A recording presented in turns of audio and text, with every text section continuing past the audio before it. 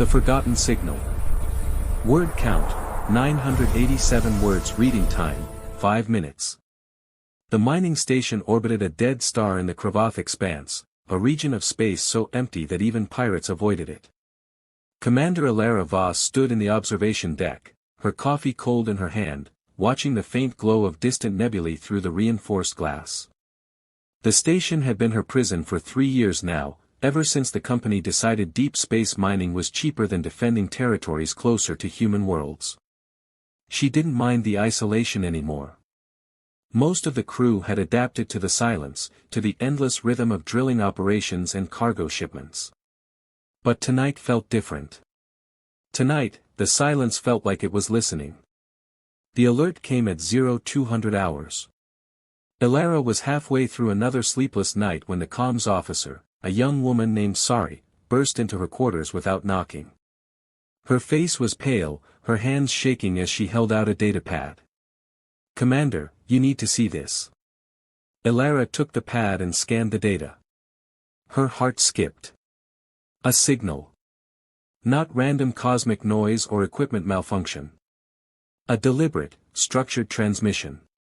And it was old. Very old. How old? Ilara asked, already pulling on her uniform jacket. 42,000 years, give or take a century, Sari whispered. It's been broadcasting on a loop. We only picked it up because our new sensor array came online tonight. Ilara felt her skin prickle. Humanity had only been exploring space for 400 years. 42,000 years ago, humans were still painting on cave walls. Origin. 3 light-years from here. A planet we've never surveyed. It's listed as uninhabitable. No atmosphere, no water, tidally locked to a brown dwarf. Get the command staff to the briefing room. Now. 20 minutes later, Ilara stood before her senior officers. Chief Engineer Marcus Reyes leaned back in his chair, arms crossed, skepticism carved into every line of his weathered face. Science Officer Dr. Lin Zhao stared at the holographic display of the signal's waveform, her eyes wide with something between excitement and fear. "It's not natural," Lin said quietly. "The pattern repeats every 6 hours and 14 minutes. Mathematical sequences, possibly coordinates, possibly, a warning. Or a greeting," Sari offered hopefully. Marcus snorted. "Or a 40,000-year-old dinner bell." Ilara ignored him. "Can we decode it?" Lin shook her head. "Not with what we have here. We'd need a dedicated linguistics AI and at least a month of processing time. But..." She hesitated. "There's something else. The signal is getting stronger." The room went silent. "Stronger how?" Ilara asked. "Like it's responding to us. To our sensors. The moment we locked onto it, the amplitude increased by 3%. It's small, but measurable." Marcus leaned forward now, his skepticism replaced by concern. "You're saying it knows we're listening?" "I'm saying something knows we're listening." Ilara felt the weight of decision settle on her shoulders. The smart move was to report this to corporate, to wait for a science vessel to arrive in 6 months and handle it properly. But 6 months was a long time. And if something out there was waking up after 42,000 years, waiting might not be an option. "How long would it take us to reach the source?" she asked. Marcus blinked. "Commander, we're a mining station, not an exploration ship." "How long, Marcus?" He sighed, pulling up a navigation chart. "With our shuttle? 11 days at maximum burn. But that's one way. We'd need to carry extra fuel, strip down the cargo bay, and pray nothing breaks down in deep space. We're not equipped for first contact," Lin added, though her voice lacked conviction. "If there's something alive out there. Then we need to know before anyone else stumbles into it," Ilara interrupted. "The next mining convoy isn't due for 5 months. If this signal reaches them unprepared, if something hostile is waiting." She didn't finish the sentence. She didn't have to. Sari spoke up. I volunteer to go. We all go, Elara said firmly. I'm not splitting the crew. We take the shuttle, skeleton crew stays on the station to maintain operations. Lin, pack everything we have on xenolinguistics and ancient civilizations. Marcus, get that shuttle ready. We leave in 12 hours. The meeting dissolved into frantic preparation. Elara returned to her quarters and sat in the dark, staring at the star charts on her wall. Humanity had always been good at two things, curiosity and survival. Sometimes those instincts aligned. Sometimes they didn't. She thought about the Fermi paradox, the great silence of the universe that had haunted humanity since they first looked up at the stars. Where was everyone? Why were humans alone? Maybe they weren't alone. Maybe they were just late to the party. Or maybe everyone else had learned to stay quiet. The signal pulsed again, a faint whisper across the void, and Elara felt something she hadn't felt in years, purpose. Whatever was out there, whatever had been broadcasting for longer than human civilization had existed, it was waiting. And humanity, as always, was going to answer the call. She finished her cold coffee in one bitter gulp and began packing her gear. 11 days to a dead planet orbiting a dying star. 11 days to find out if humanity was truly alone, or if something ancient and patient had been waiting in the dark for someone foolish enough, or brave enough, to listen. The station hummed around her, oblivious. But Elara knew. Everything was about to change. The shuttle broke through the darkness on the 8th day. Elara watched through the viewport as the planet materialized from the void, a bruised sphere of gray and rust, half-lit by the faint amber glow of its brown dwarf companion. No clouds. No oceans. Just ancient craters and jagged mountain ranges that looked like the bones of something long dead. Readings confirmed the surface is as advertised, Lin reported from her station, fingers dancing across holographic displays. No atmosphere, surface temperature -190°C on the dark side, 200 on the light side. Radiation levels are manageable but not pleasant. Marcus grunted from the pilot's seat. Manageable means our suits will keep us alive for maybe 6 hours before the shielding degrades. After that, we're cooking from the inside out. Then we work fast, Elara said. She activated the comm channel to the 3 other crew members in the cargo bay. Everyone gear up. We land in 20 minutes. Sari's voice crackled back, nervous but determined. The signals changed again, Commander. It's no longer pulsing. It's constant now. Like it's guiding us in. Elara felt her jaw tighten. 8 days of travel, and every day the signal had evolved. First the amplitude increase. Then harmonic variations that Lin swore contained mathematical instructions. Now this. Whatever was down there, it knew they were coming. It was preparing. Lin, any luck with translation? The science officer shook her head. I've run it through every linguistic model we have. It's not language as we understand it. More like, programming.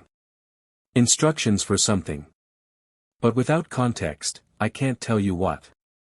The shuttle descended through vacuum, retro thrusters firing in precise bursts. The surface rushed up to meet them, and Elara saw it clearly now, the source. A structure. Massive. Geometric. Impossible. It rose from a crater like a black crystal mountain, all sharp angles and smooth surfaces that reflected nothing. No erosion. No damage from 42,000 years of cosmic radiation and meteor impacts. It looked like it had been built yesterday. That's not natural, Marcus whispered. That's not even close to natural. Life support check, Elara ordered, forcing calm into her voice. Equipment check. We go in pairs. Lin and Sari, you're team 2. Marcus and I are team 1. Petrov and Chen, you hold position at the shuttle and monitor comms. They touched down 100 meters from the structure. The landing struts crunched into regolith that hadn't been disturbed in millennia. Elara suited up, feeling the familiar weight of the environmental gear, the hum of the recycler pack, the slight claustrophobia of the helmet seal. The airlock cycled. The ramp extended. She stepped onto alien soil for the first time in her life. The silence was absolute. No wind. No weather. Just the crunch of her boots and the sound of her own breathing.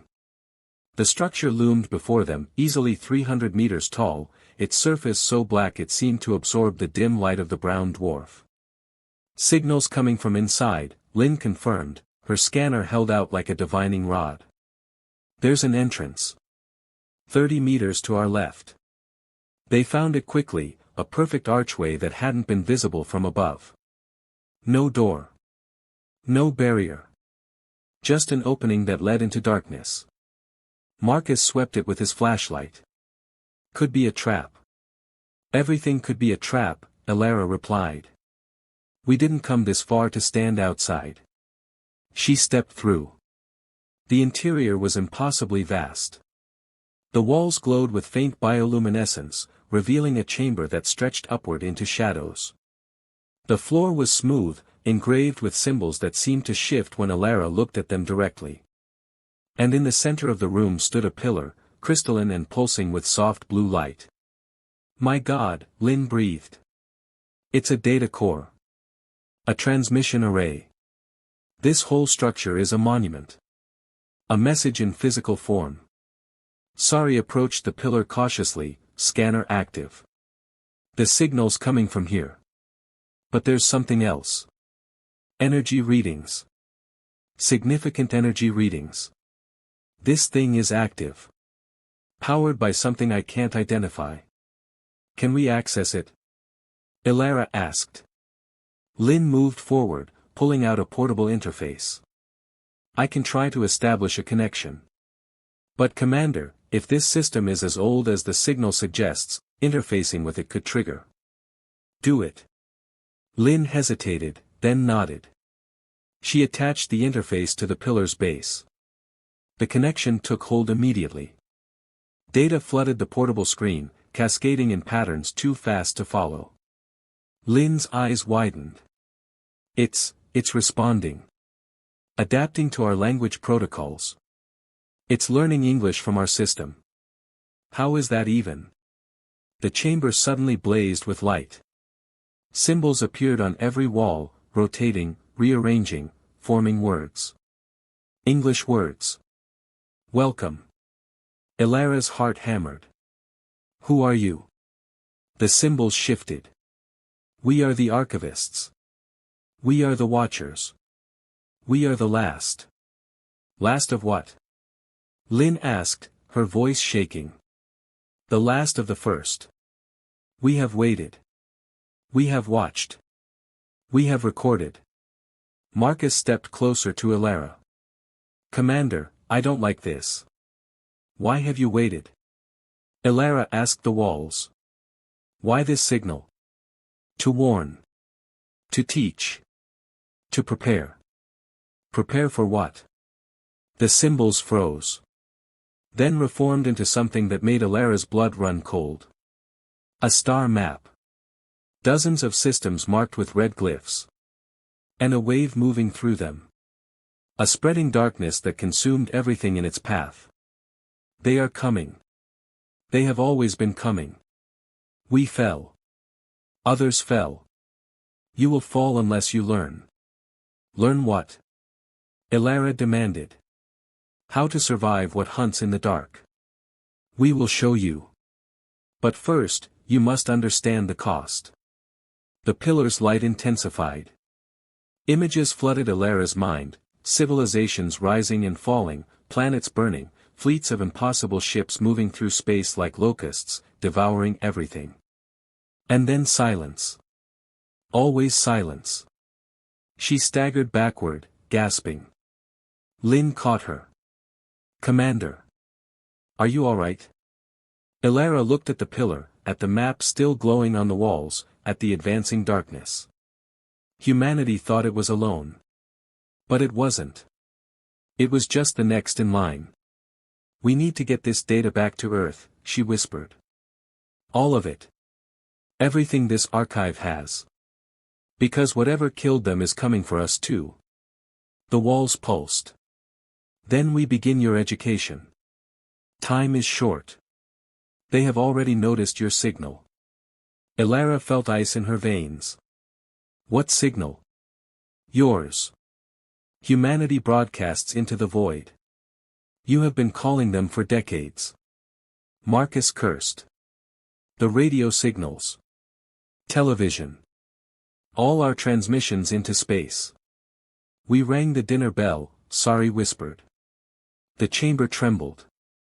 Far above, something ancient stirred awake. The data transfer took 4 hours. 4 hours of standing in that ancient chamber while the pillar poured 42,000 years of accumulated knowledge into their portable drives. Stellar maps. Weapon schematics. Defense protocols. Battle records from civilizations that had fought and lost.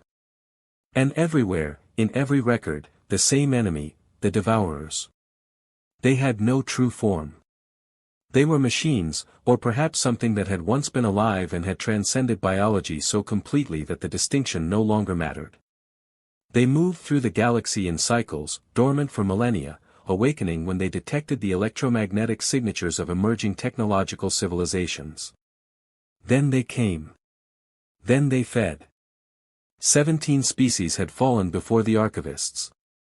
The archivists had survived for 3,000 years after their own world burned, hiding in structures like this one, scattered across dead systems, waiting for someone new to find them. To warn them. To give them a chance. How long do we have? Elara asked the walls. The symbols reformed. Their vanguard will reach your home system in 83 years. The main fleet follows 20 years behind. Marcus looked at Elara. 83 years. That's enough time. We can prepare. We can build defenses. If anyone believes us, Lin said quietly. If we can even get this data back to Earth. You must make them believe. The archivists failed because we remained divided.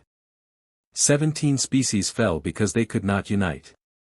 You have one advantage they did not. What advantage? Elara asked. You are one species. One world. One chance to stand together before the divisions deepen. Use it. The chamber shuddered again, more violently this time. Dust that had settled for millennia drifted down from the ceiling. Sari checked her scanner and her face went pale.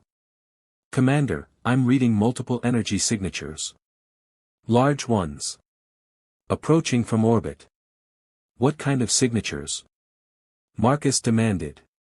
Not natural. Not ours. They're scanning us.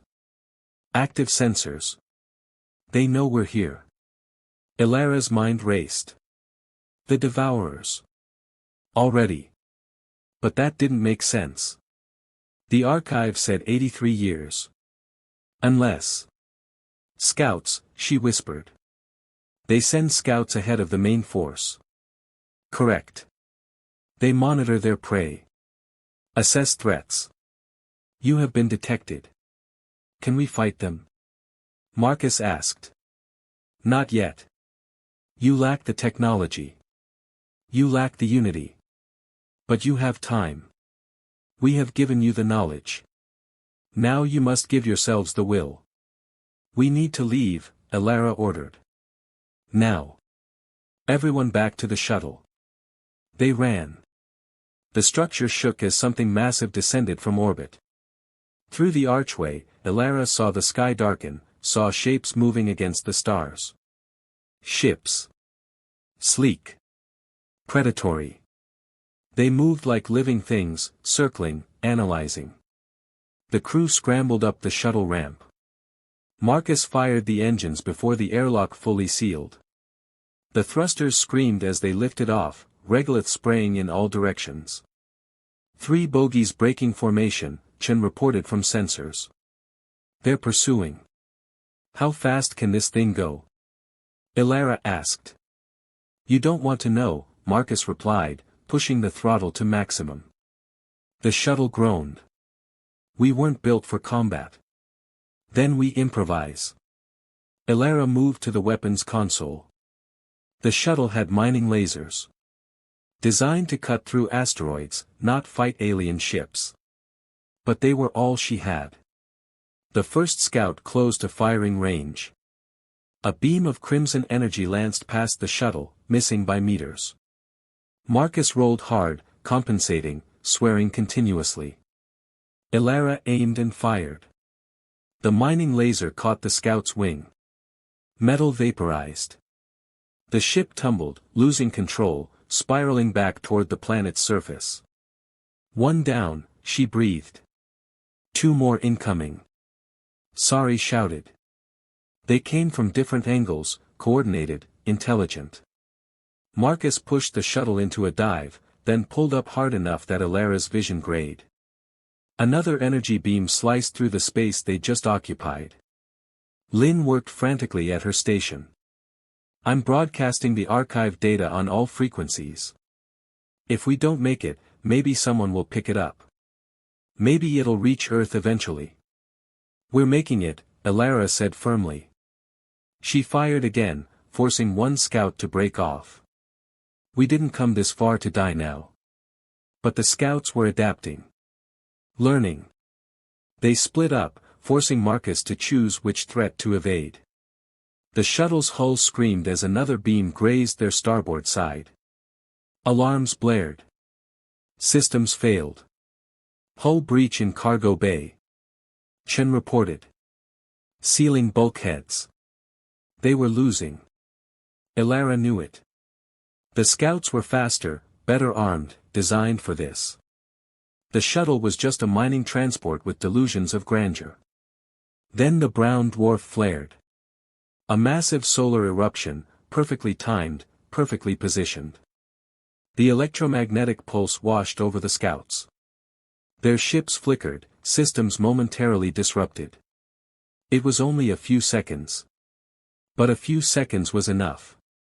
Marcus didn't question the miracle. He punched the shuttle into maximum acceleration, pushing the engines beyond safety limits. The scouts recovered, pursued, but the distance had grown too great.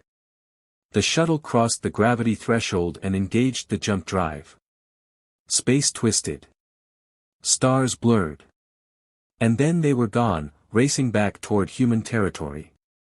In the cargo hold, surrounded by cooling regolith and damaged equipment, the data cores glowed softly. 42,000 years of knowledge. Warnings. Weapons. Hope. Elara sat in the command chair, shaking with adrenaline and relief. They'd done it. They'd survived. But more importantly, they'd learned. That flare, Lynn said quietly. The timing was impossible. Stars don't just erupt on cue. Elara looked back at the viewport, at the distant pinprick of light that was the brown dwarf, the dead planet, the ancient archive.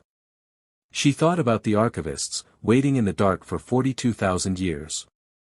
Maybe they weren't as dead as they claimed, she said. The shuttle raced toward home. Toward Earth. Toward a humanity that had 11 days to start believing in monsters and 83 years to prepare for war. 7 days later, Earth orbit. Elara stood before the United Earth Council, the data cores arranged on the table before them. Behind her, holographic projections showed the archive's warnings, the star maps, the approaching threat. Some council members believed immediately. Others demanded more proof, called it a hoax, suggested psychological evaluation. The arguments raged for hours. Finally, Elara stood and silenced them all. The archivists gave humanity one gift, she said, her voice cutting through the chaos. Time. 83 years to do what 17 other civilizations couldn't. Unite. Prepare. Survive. She gestured to the star map, to the red markers showing the Devourer fleet's approach.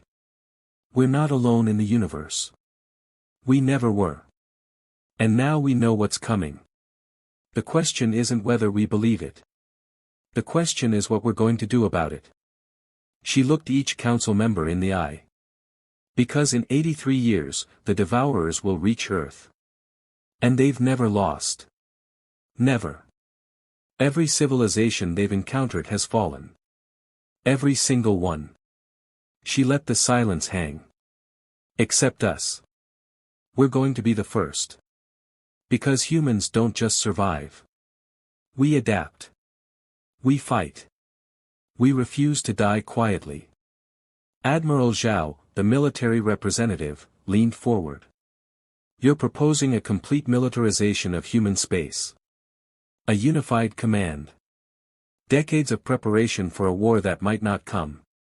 It's coming, Elara said flatly. I've seen what they left behind. Empty worlds. Dead civilizations. They're coming, and we have one chance to be ready. The vote took 3 hours. It passed. And humanity, for the first time in its history, truly united around a single purpose, survival. The archivists had waited 42,000 years to deliver their warning.